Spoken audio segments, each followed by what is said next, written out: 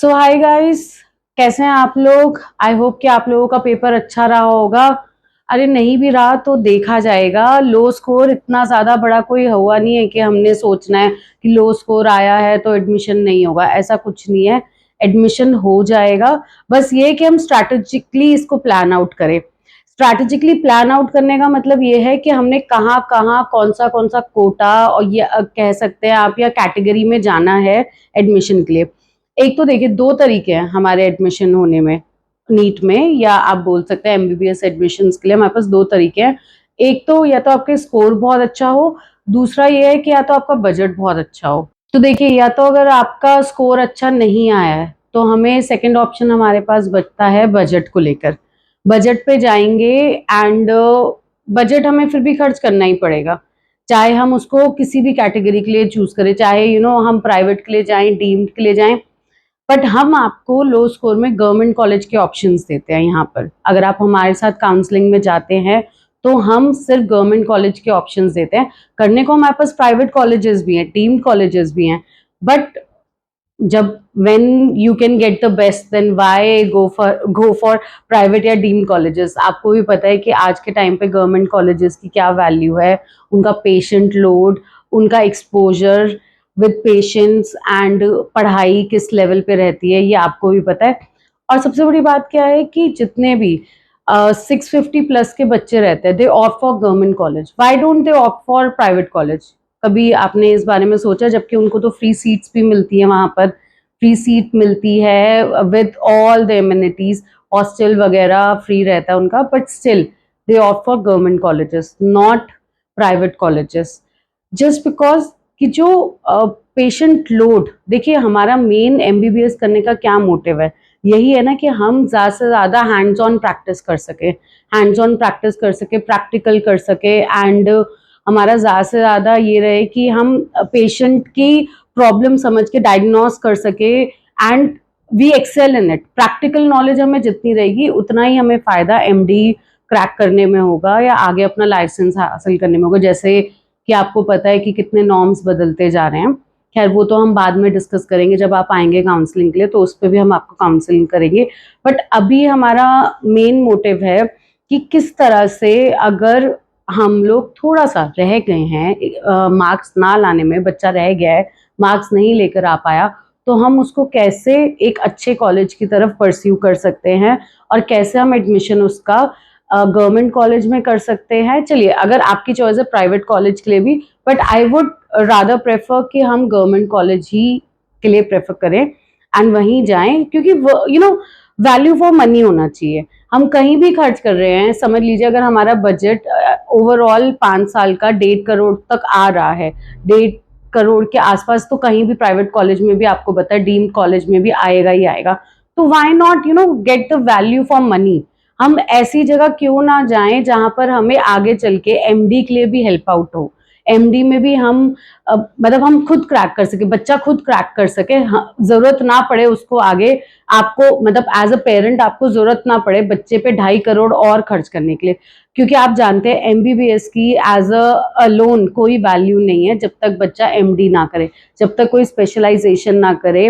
As a MBBS वो कहीं भी नहीं स्टैंड करता, तो एमडी तो करनी ही पड़ेगी। तो इट्स ऑल टुगेदर 8 इयर्स की जर्नी है जो हमें पूरी करनी है, और उसकी प्लानिंग ना आज से ही करनी है हमें। मतलब हमें नीट का पेपर देते हुए ही करनी है कि हमें किस तरह से, किस कॉलेज में, किस स्टेट में, स्टेट बहुत मैटर करता है, किस स्टेट में हमें एडमिशन लेना है, ताकि हमारे पास मैक्सिमम जब हम एमडी के लिए कर रहे हैं, अप्लाई कर रहे हैं, जब हम एमडी के लिए पेपर लिख रहे हैं, तो हमें पता होना चाहिए कि इस स्टेट में सबसे मैक्सिमम सीट्स हैं एमडी की। जैसे अगर हम दिल्ली में करते हैं तो दिल्ली में तो सीट्स ही बहुत कम है एमडी के लिए। तो अगर आप दिल्ली से करते हैं फॉर एनी चांस की, समझ लीजिए कि आप अगर यहाँ के एक ही डीम्ड कॉलेज है वो है जामिया हमदर्द, अगर आप वहां पर एडमिशन लेते हैं या कहीं भी हम एडमिशन लेते हैं, फॉर एग्जाम्पल जामिया हमदर्द में भी लेते हैं, तो हमारे पास बहुत लिमिटेड चॉइस रह जाती है दिल्ली में क्रैक करने के लिए, अपार्ट फ्रॉम गवर्नमेंट कॉलेजेस।